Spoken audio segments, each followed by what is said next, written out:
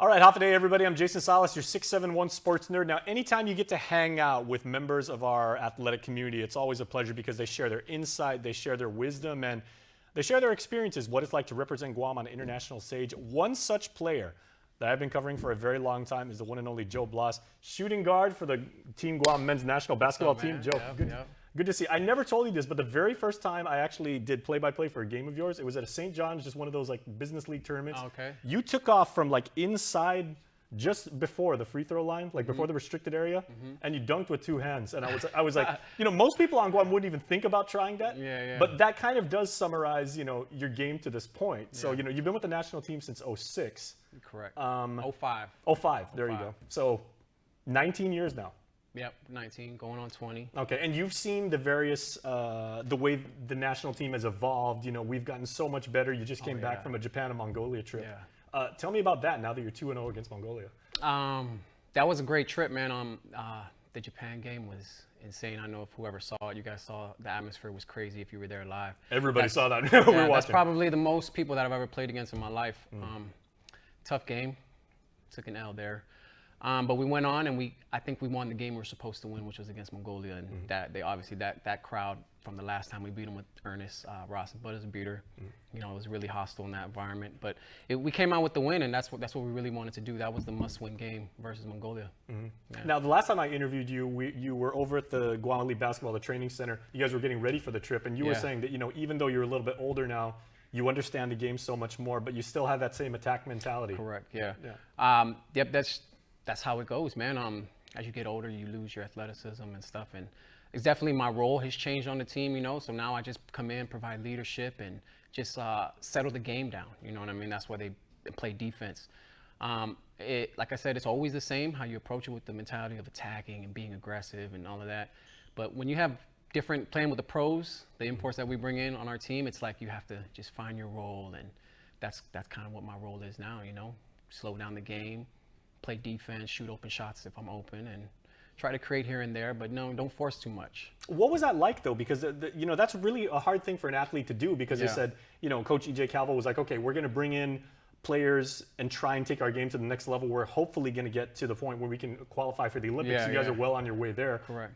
But a lot of athletes would have a problem with that because they're like, I may lose my spot. I may go to like a different role. It sounds like you embraced it. Yeah. Well, we want Guam to advance, right? If that's your goal and that's mine, it's just see how far we can go as a program. I've been through times where it's just our goal was just to win Pacific Games, and then our goal was to get into these qualifiers and win one game against a bigger country that we haven't really won a game against before.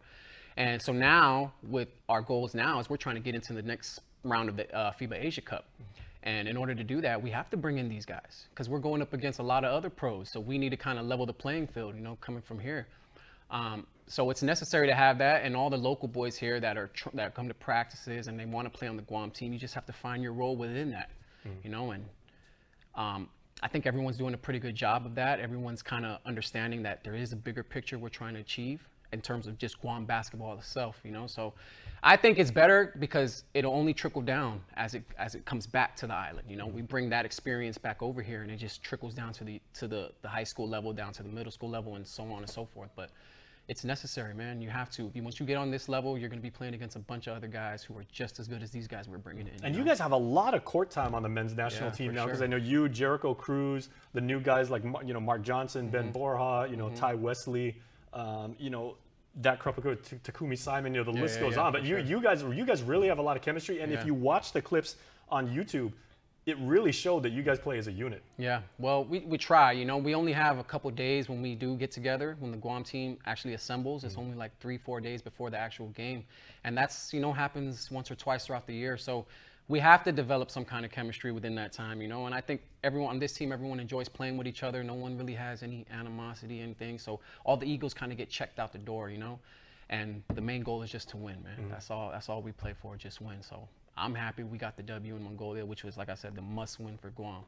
Okay, and now these games are basically a home and an away. Correct. And we've got China coming up in November, and then next February, we've got Japan and Mongolia coming here, which is going to be crazy. So it'll be China in November, and then we come back to Guam, and China and Japan will be coming to Guam. That's right. Okay. In November, yeah. And then we got February, Mongolia will be coming here. Which is going to be nuts. Yeah, it's going to be How nuts, do you maintain your momentum and your focus for, say, 10 months from now? Yeah. So for me, obviously I have to stay in shape, and that's probably the hardest part as you get older, is just staying in shape. I'm sure everyone can attest to that, but we got to stay, like, we have the UOG League coming up, so we'll have some of the micro games are also coming up this summer, so we'll put in a roster with the Guam, primarily people that are going to be representing Guam on this team, and we'll stay together playing like that. Then afterwards, maybe some other tournament we'll host. We're not sure what we're going to do yet, but just keep playing together, and then August time frame we'll start practicing again, and just make sure everyone's staying in shape and staying ready. And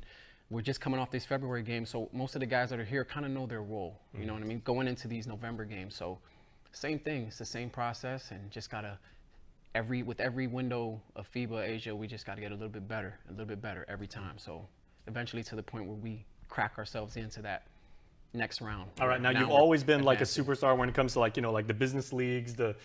We know about you played overseas. You and Willie Stinnett made history by going overseas. Of course, the national team stuff. You even said, your time with the national team isn't going to last forever. Yeah, for sure. What is Joe Bloss's legacy going to be with Guam basketball, like when you finally hang him up? For me, it's I'll just be remembered as definitely a guy who's always played hard, always brought it, and that's kind of what I do, and then the work ethic, how I approach the game, how I approach practices. It's always been the same, man. I've always been 100 with everything that I do. Definitely the scoring, right? The scoring, that's what a lot of people know me for here on the island. But that's all I want. I want everyone to know, like, I've always been a guy who's just put in the work. And you kind of have to if you want to play this long and you want to play at this level. So you don't get it just by showing up, you know what I mean? You got to really put in work.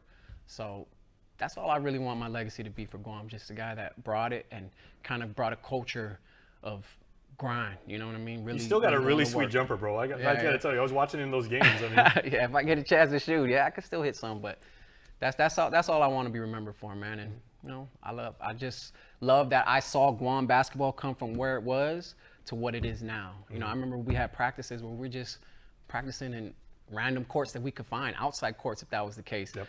So now we got our own practice gym, so I've seen it change. I've been through the whole change. So I'm just happy where we at now. Okay, then final point as we wrap up, Joe. I remember when I was interviewing, like the Guam basketball coaches leading up to the Pacific Games before the team left over there. They're like, we don't have like our normal roster. Some guys are sitting out, some guys are nursing injuries, but leading up to this recent trip, everybody I talked to, they're like, Joe's back. That was the first thing they said. They're like, we've got Joe because you are the ambassador. You know the pulse of our people, and you know what it means to go out there and represent 671. For sure.